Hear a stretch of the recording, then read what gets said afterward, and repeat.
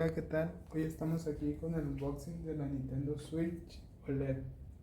Así es que comencemos. 強くなれる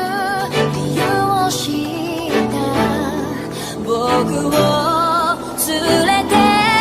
進め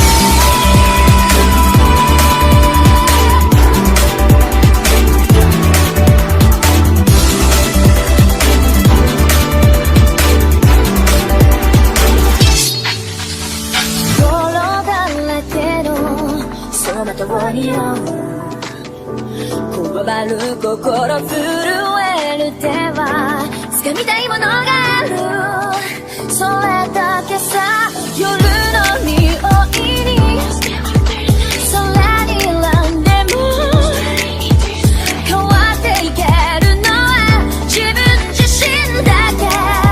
それだけさ強くなれる理由を知った僕を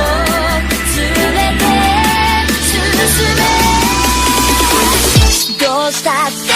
せない夢も止まれない今も誰かのために強くなれるならありがとう悲しみよ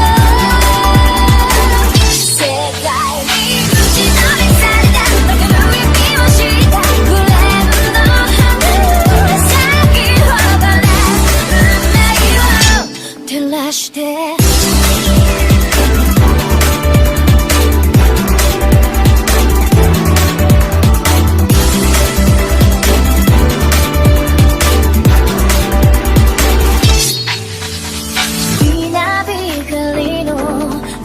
耳を刺す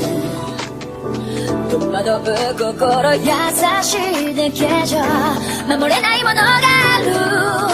分かってるけど水面下で絡まらせなく透けて見える犠牲